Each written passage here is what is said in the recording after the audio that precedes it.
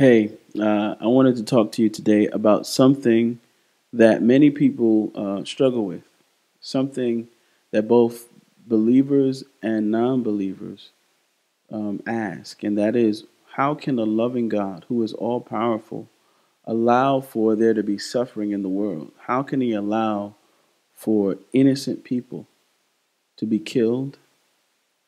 Um, we look at, a number of things going on in the world, even right now.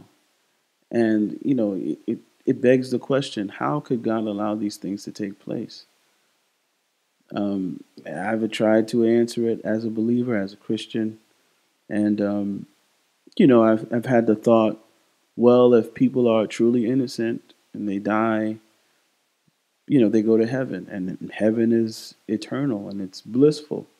And those innocent people are in a better position than we are in. And depending on how they died, however long they suffered, this is just a very, very, very small fraction of eternity, and therefore that little period of suffering, was difficult to endure. But now they enjoy heaven forever, right? And that has satisfied me, and I know it doesn't satisfy many people. It might not satisfy you, and to be honest, who knows? I don't know. I don't know why God allows as much suffering to go on in the world.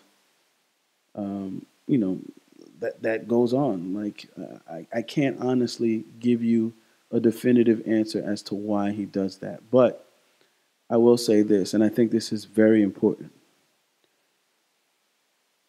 As a believer in Jesus Christ, we believe that God came down and took on the form of a man and lived a life that was exemplary. Like, I mean, if you look into other faiths and what they say about Jesus, almost everybody across the board will tell you that Jesus was impeccable in every way. He lived his life for others, and he was unjustly killed, and crucified. This is a non debatable fact. He was killed by crucifixion. And we know that crucifixion was one of the most terrible ways to die. And when he was nailed to that cross, he was nailed there unjustly. So here you have a figure who suffers greatly, who experiences injustice and persecution, and dies a terrible death. We believe as Christians that that was God incarnate. And so what that means is God doesn't just sit on a throne with angels bowing down and just songs being sung and worship to him, and he just stays there far, far removed from anything we experience. But our God rolled up his sleeves, got down, way down. I mean, so far down. He lived a poor and impoverished life, and he became one of us. And he suffered in ways many of us will never suffer. And he didn't have to do that. When I look at what makes a good leader, I see someone who is in the trenches, who's not far from the sufferings of the common man. This is God. This is what he was like. And he did that out of love for us. And so, yeah, he allows us to suffer. But so did he. So did he. That's what's so beautiful about being a Christian or Christianity. The basis of This faith is love. Is love. I'm personally not aware of another major religion that could boast that.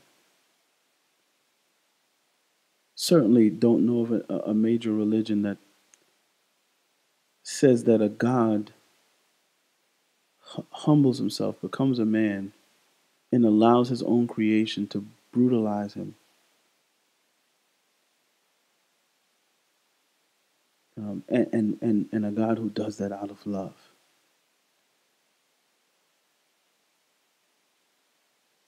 And so I don't know why he did it that way, but it makes me love him all the more. And if you don't know him, I would invite you to get to know him. I'd invite you to pray to him in the name of Jesus and ask him to reveal himself to you, to come close to you, to speak to you. And I'd also invite you to ask him to forgive you for having ignored him your whole life.